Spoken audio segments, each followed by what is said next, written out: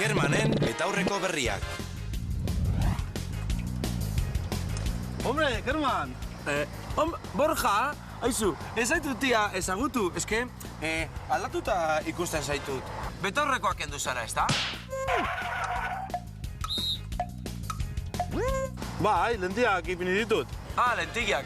Bueno, eta kolonia ere bota zara, Eta horrazkerare aldatu zara. Bueno, itxura aldatu zara. Zu maite minutua zaude. Bai, izanik, Maite minuta izein bidia ematen didazun. Igual nik ere lentigiak ipingiko naiz. Bide batez, eguzkitako betaurreko modernoak erosiko ditut. Oh, optika bat. Optika bat, horre noa. Bueno, Kerman, agur! Kontuz aditz laguntzailearekin. Objektua zehazten dugunean, ezin dugu izan aditz laguntzailea erabili. Gogoan hartu. Lentilak ipini ditut, eta Kermanek kolonia bota du, esango dugu. Baztertzekoak izango dira horren bestez, lentilak ipini naiz, eta Kerman kolonia bota da bezalako esaldiak. Haupa, egunon. Egunon, Kaixu, eguzkitako betaurrekoak behar ditut.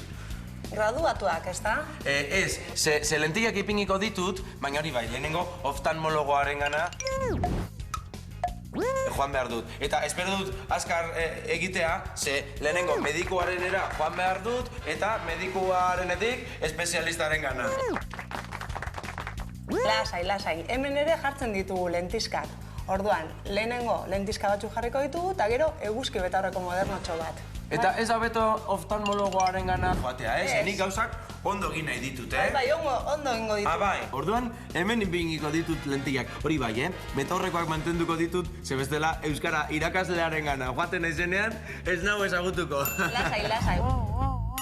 Euskaraz, hainbat aukera ditugu. Medikuaren gana joan, edota medikutara joan. Era berean, gogoratu medikuarenera ere esan dezakegula. Hau da, medikuaren kontsultara. Ba, eguzkitako betaurrekoak gaur bertan erosiko ditut, Erakutsiko didazu pare bat? Zeureak kendu.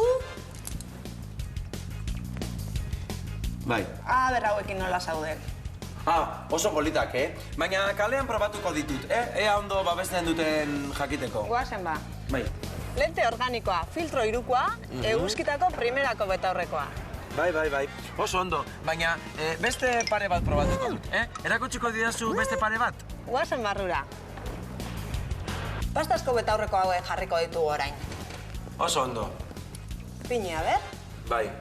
Oso politak, Bueno, eta hauek itxura goitik bera aldatzen didate. Honekin ez da beharrezkoa estilistaren gana joatea. Nik uste dut optikara etortzea, psikologoaren gana joatea baino hobeto dela. Bueno, sentitzen naiz, telebistako izar bat bezala. Zuk lentillak dituzu? Bai, nik eguneko lentiak eramaten ditut. Bai, Aizu, ze derrazaren gainera, Ez dakit ba, zeure betaurrekoa ez baduzu jarri.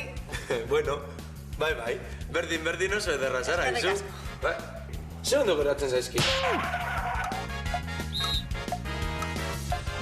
Betaurreko hau, Zeure betaurrekoa da, eta? Nire betaurrekoak?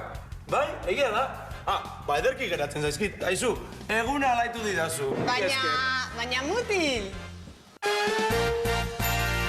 Kontu zibili gaur Kermanek erabili dituen esaldiekin.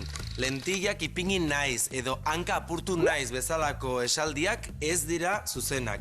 Nik lentillak ipini ditut edo nik hanka apurtu dut esango dugu beti. Horrez gain, medikuekin, dentistekin eta antzekoekin esamolde bat baino gehiago erabilditzakegu. Adibidez, medikuaren gana joan naiz edo medikuarenera joan naiz. Alegia, medikuaren kontsultara, medikuarenera.